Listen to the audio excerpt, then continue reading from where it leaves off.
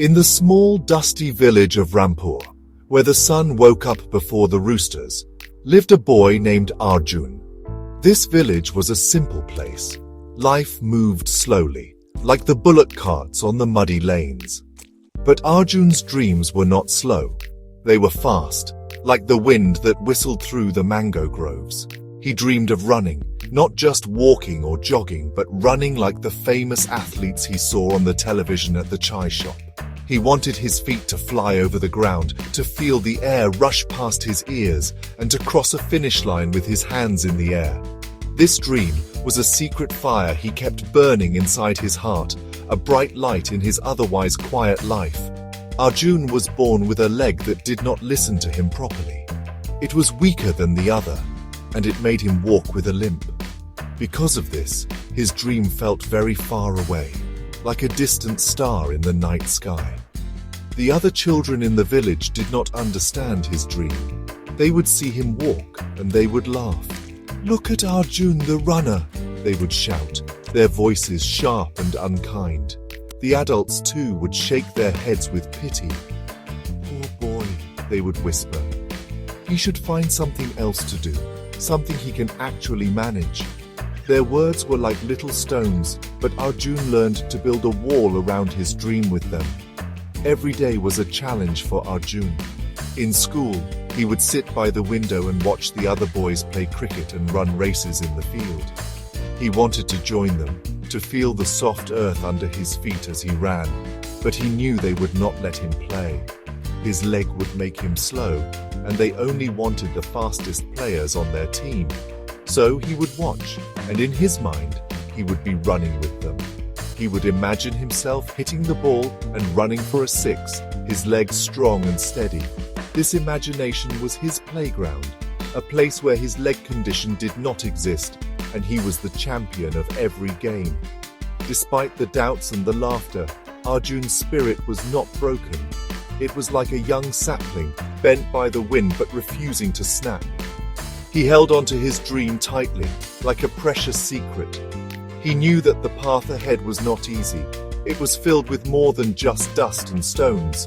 It was filled with the disbelief of everyone he knew.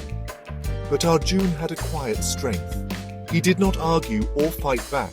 Instead, he let his dream guide him, like a quiet, friendly ghost leading him towards a future that only he could see.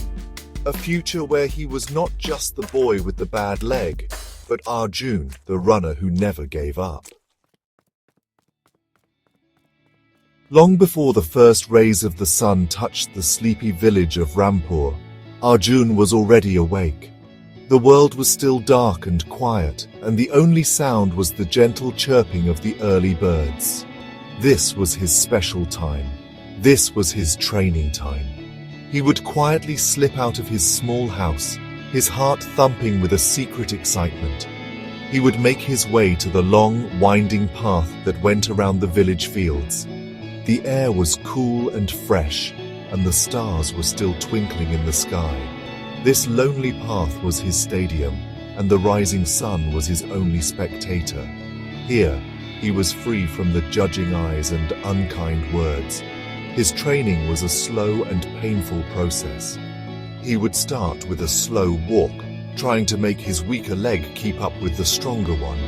Then he would try to jog, his breath coming in short, sharp gasps. Each step was a battle. Sometimes his leg would ache with a deep, burning pain, and he would have to stop and rest against an old banyan tree. But he never turned back.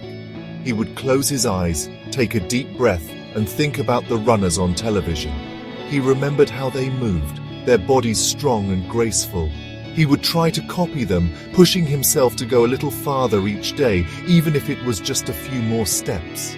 When he was not training, Arjun would spend his time watching old recordings of races on the small flickering television at the panchayat office. The village headman was a kind old man who let Arjun watch the sports channel whenever he wanted. Arjun studied the famous runners with intense focus. He watched how they swung their arms, how they lifted their knees, and how they leaned forward as they ran. He learned about breathing, about pacing, and about the final burst of speed at the end of a race. These athletes became his silent teachers, their movements and strategies his only textbook. He would practice their techniques in his mind over and over again. This solitary routine became the rhythm of his life. The early morning runs and the afternoons spent in front of the television were his entire world. He didn't have friends to practice with or a coach to guide him. His only companions were his own shadow, which grew longer as the sun rose, and the echo of the commentator's voice in his head. He was building his strength, one painful step at a time, fueled only by his unwavering determination. He knew that to make others believe in him, he first had to believe in himself, and that belief was growing stronger with every sunrise. The annual village fair was the biggest event in Rampur. The air was thick with the smell of hot jalebis and spicy samosas. There were colorful stalls, a giant Ferris wheel, and the sound of laughter and loud music everywhere. But for Arjun, the most important part of the fair was the annual race.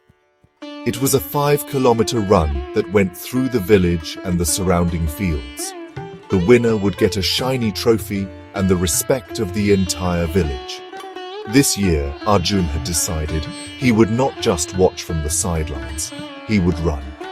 When he went to write his name on the list, the other boys sniggered and pointed.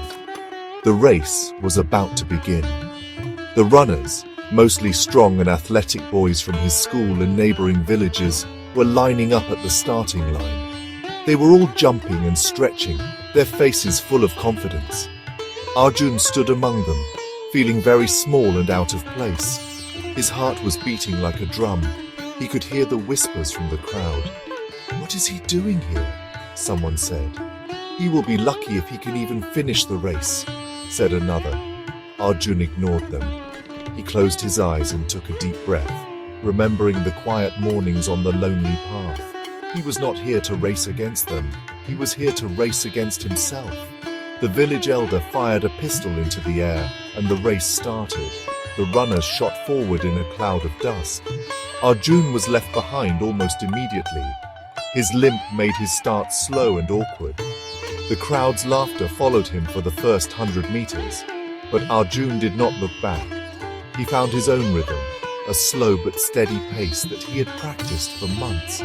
He focused on his breathing, on the swing of his arms, just like he had seen on television. He was no longer in a race with others. He was on his own journey, one step at a time, with the finish line as his only destination. As the race went on, something strange happened. Arjun kept going. He ran past the chai shop, past the old temple, and into the open fields. His face was covered in sweat, and his leg was beginning to ache, but he did not stop. The initial laughter from the crowd slowly turned into a murmur of surprise.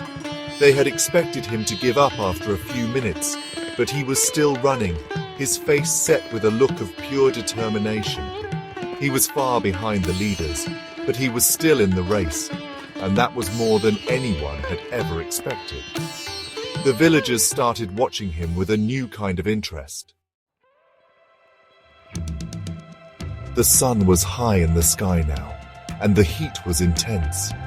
Arjun could feel every stone and pebble on the path through his thin shoes. His lungs burned, and his weaker leg felt like it was on fire. He was in the last kilometer of the race when it happened. His tired leg gave way and he stumbled, falling hard onto the dusty ground. A sharp pain shot through his knee. For a moment, he lay there, the world spinning around him. The crowd gasped. A few people started to run towards him to help. "It's over," someone murmured. The poor boy tried his best. This was the moment everyone had predicted, but it was not over. Lying on the ground, Arjun saw the faces of the runners on TV in his mind. He saw them fall, and he saw them get back up.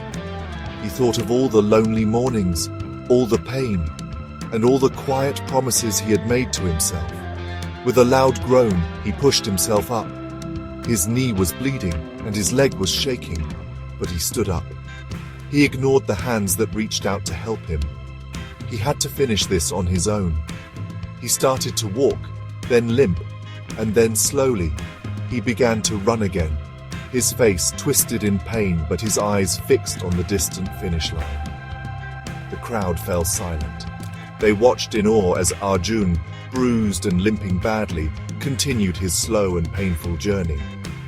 The boys who had once laughed at him were now quiet, their faces filled with a strange mix of guilt and admiration.